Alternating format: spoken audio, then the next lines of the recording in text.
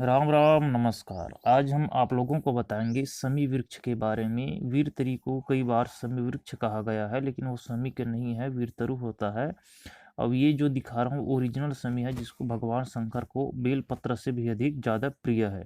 तो आइए हम इसकी औषधि प्रयोग आपको बताएंगे। इसको संस्कृत में समी शिवा तुंगा के छतरी के नाम से जानते हैं। छोकर समी खेजरी ये इसका हिंदी नाम है।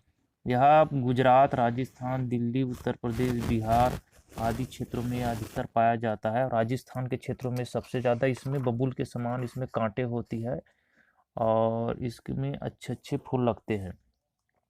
और केस, जैसे केस को हटाने के लिए सदैव सदैव के लिए आज का रिमाऊ वाले के जो क्रीम निकल गई वीट आदि, उसको छोड़ करके इसका क्षार हड़ताल मिलाकर लेप कर दिया जाए तो 1 हफ्ता में जड़ सहित केस निकल जाते, उस जगह पर जिंदगी भर के लिए बाल नहीं उगते हैं। इसमें कटु कषाय, कफपित्त वात को शमन करने वाला, श्वास भ्रम, कुष्ठ रोग, बवासीर, कृमि, रक्तपीत, अतिसार, कंपनवात, भ्रम आदि रोगों में भी यह लाभकारी है। इसका फली मधुर, गुरु कषाय और कफ को दूर करने वाली होती है। मैं इसकी कुछ औषधियाँ प्रयोग बता रहा हूँ, इसका आप लाभ ले सकते हो। एक बिल्वपत्र भी चढ़ाते हो तो हजारों करोड़ फल मिलता है, लेकिन भगवान शिव को अगर सेमी के वृक्ष चढ़ाया जाए तो अरबों गुना फल मिलता है, ऐसा शास्त्रों का मानना है। किसी भी व्यक्ति को अगर बिच्छू ने काट लिया हो तो इसकी छाल को पीस करके उस जगह पर लगाने से तुरंत विष उतर जाता है। सर्प विष में भी यह काम करता है। सर्प विष में छमी का साल, नीम और बरगद की छाल को पीस कर लगाने से और पिला देने के सर्प का विष को जड़मूल से समाप्त करता है। तो यही है ओरिजिनल समी। और जिस माता बहनों को गर्भ गिर जाता है बार बार और परेशान रहती है, तो इस समी में जो फूल लगा हुआ है उस फूल को तोड़ लीजिए और तोड़ करके चूर्ण बना करके उसमें थोड़ा सा मिश्री या शक्कर मिला करके खाने से गिरते हुए गर्भ को स्तंभित कर देता है। इसमें उल्टे उल्टे कांटे लगे होते हैं बेर के समान। और मूत्रकृच रोग में समी के पत्तों को पीस करके नाभि के नीचे लगाने से मूत्रकृच जैसे रोगों में भी लाभ होता है, यानी कि बंद मूत्र को खोल देता है। और इसकी एक प्रयोग और हम बता रहे हैं यकृत रोग में, यानी पीला रोग यानी पांडु। इसमें समी का नमी कोमल पत्तों को पीस करके कल्क बना करके उसमें मिश्री मिला करके पीने से पांडु रोग समाप्त हो जाता है। तो आप इसका प्रयोग करके लाभ ले सकते हैं। बवासीर के मस्सों में इसका जड़ का और पत्तियों का धूप देने से बवासीर के मस्से जो होते हैं पूर्ण रूप से झड़ जाते हैं, अपूर्ण रूप से फायदा और लाभ हो जाता है। और इस वीडियो को ईश्वर सोलंकी जी जो ज्ञान विशेष यूट्यूब चैनल वाले हैं उसने मेरे पास भेजा है, क्योंकि राजस्थान की तरफ यह खूब मिलता है।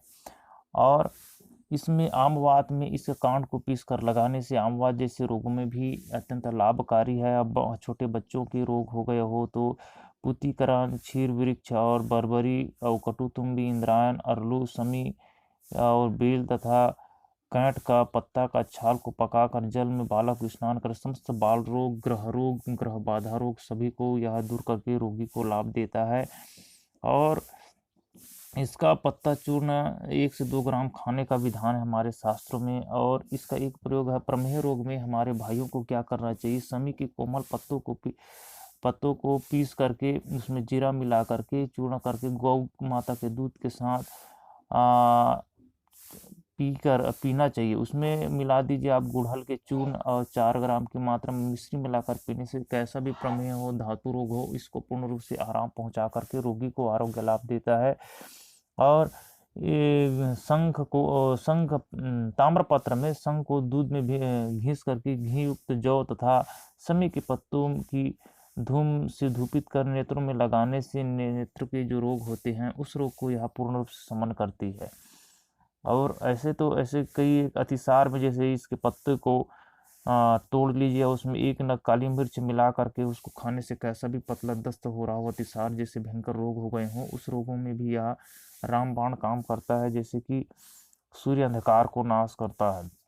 केला, सोनापाटा की भस्म, हरताल, नमक, समी के बीज को मिला करके शीतल जल में पीस लीजिए ठंडे पानी में, और इसको जो रोम रोग हो गया हो उसमें लेपन करने से रोम रोग को भी यह समाप्त करता है। तो इस तरह से आप समी का प्रयोग कीजिए, वही असली समी है। आप भ्रम में मत रहिए। एक समी दिखाया जाता है उसका फूल अलग होता है, तो कृपया करके उसको समी ना समझिए, यही रीजनल समी।